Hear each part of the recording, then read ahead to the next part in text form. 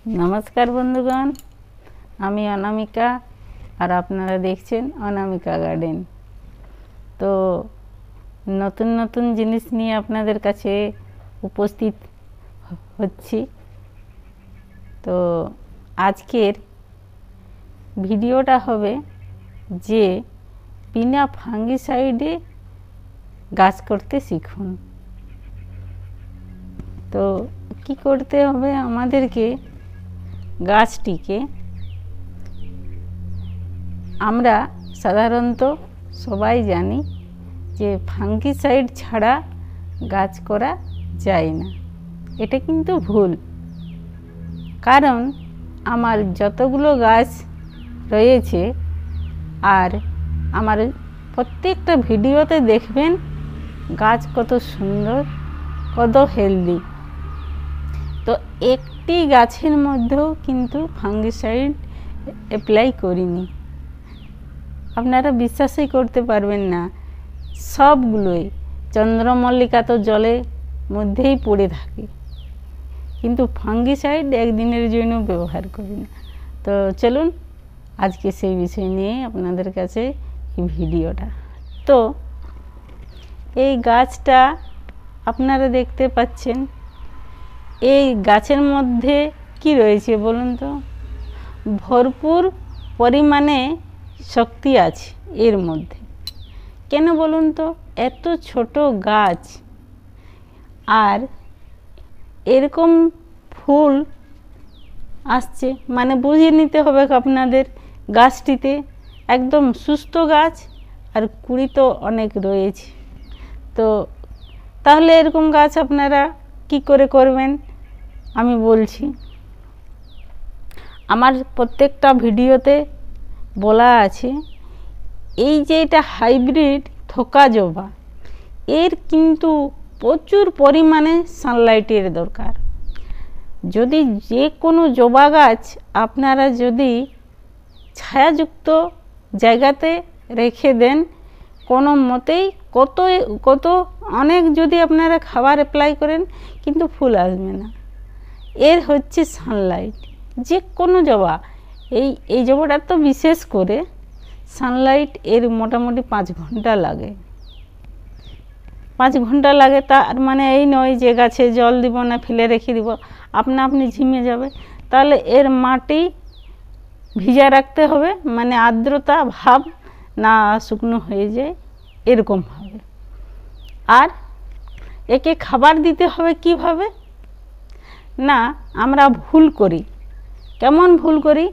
যে তাড়াহুড়ো করে কিংবা কোনো ভিডিওতে দেখে আমরা 3 জায়গায় মুঠো মুঠো করে খাবারগুলো দিয়ে দিই। যাই হোক, এরকমভাবে করে মাটি চাপা দিয়ে দিই। তাতে কি হয় যে শিকড়গুলোতে সেই খাবারটা পায়, সেই দিকের শাখাগুলো তাড়াতাড়ি বেড়ে ওঠে। আর যে দিকটা ঠিকঠাক পায় না সেই দিকটার গ্রোথ থাকে না। তাহলে সেই জিনিসটা আমরা কখনো করব না। গোড়াটা খুব সুন্দরভাবে কুড়ে নেব, তারপর 1-2 ঘন্টা রোদ খাওয়াবো। সন্ধ্যার দিকে আমরা সেই খাবারগুলো অ্যাপ্লাই করব। তো কিভাবে অ্যাপ্লাই করব না, চারদিকে সেই খাবারগুলো দিয়ে দিব। চারদিকে খাবারগুলো দিয়ে সঙ্গে সঙ্গে আমরা কখনো জলটা দেব না। রাসায়নিক সার মানে তো বুঝতে পারছেন, সঙ্গে সঙ্গে যদি আমরা জল দিই তাহলে গাছটার কিছু ক্ষতি হতে পারে। তাই আমরা সঙ্গে সঙ্গে জল না দিয়ে আমরা সকালে জলটা দেব। ঠিক খাবারটা গ্রহণ করবে রাত্রিতে একদম খুব ঠান্ডা ঠান্ডা ভাবে। আর এইভাবে গাছটাকে আপনারা যদি পরিচর্যা করেন তাহলে আমার মতো ফুল অবশ্যই আসবে। আর এরকম চারদিকে মূলের থেকে শাখা বার হবে।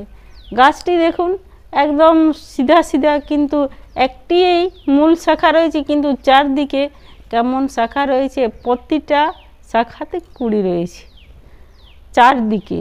আর ফুলগুলোর সাইজ তো দেখে বুঝতে পারছেন মাথাতে কত পরিমাণ আছে। তো তো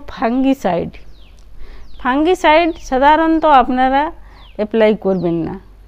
কেন আমি বলছি যে নার্সারি থেকে গাছটি সুস্থ দেখে কিনে নিয়ে আসবেন, আর বিশেষ কিছু খাবার না দিয়ে গোবর আর মাটি সমপরিমাণে প্রতিস্থাপন করবেন। আমি এক প্রতিস্থাপন নিয়েও আপনাদের কাছে আসবো, কিভাবে করবেন, কেমন মাটি হবে সেটাও আমি আপনাদেরকে দেখাবো। আর গাছটিকে রোদ আর শীতের মধ্যে, বৃষ্টির মধ্যে ছেড়ে দিন, কিছু হবে না, ফাঙ্গিসাইডের দরকারই হবে না। ধীরে ধীরে দেখবেন ওই জিনিসটা ভুলে যাবে যে আমাকে কিছু ফাঙ্গিসাইড অ্যাপ্লাই করুক, এই জিনিসটা গাছটি ভুলে যাবে। এমন হবে আপনার ওই গাছে কোনো ফাঙ্গিসাইড দিতেই হবে না। আমি এইভাবে সমস্ত গাছগুলো করি, ভয়ের কোনো কারণ নেই।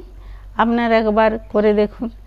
যদি বড় গাছ হয়ে থাকে গাছগুলোকে তো এখন বন্ধ করে দিন এখন থেকেই। ফাঙ্গিসাইড দেওয়ার জন্য ফাঙ্গিসাইডে গাছের অনেক ক্ষতি করে, যতটা লাভ করে না ততটা ক্ষতি করে। আপনারা বৃষ্টি হওয়ার আগে আবহাওয়া দেখে ফাঙ্গিসাইড দিয়ে দিলেন, এটা কিন্তু ভুল, এটা ভুলেও করবেন না। আর বৃষ্টি থামার পরও দেবেন না, ঠিক মতো নিজেকে রাখবে। তো আশা করি আপনাদেরকে বুঝাতে পারলাম এই ফাঙ্গিসাইডের ব্যাপারটা। আর সার ওইভাবে অ্যাপ্লাই না করে ওইরকমভাবে করবেন, এইগুলো গুরুত্ব দিতেই হবে। তো আপনাদের কি এই পরিচর্যাটা ভালো লেগেছে? তাহলে অবশ্যই আমাকে কমেন্ট করে জানাবেন। আর ভিডিওটা সম্পূর্ণ দেখার জন্য আপনাদেরকে অনেক অনেক ধন্যবাদ। নমস্কার। আর ভিডিওটা ভালো লেগে থাকলে অবশ্যই একটা লাইক করবেন।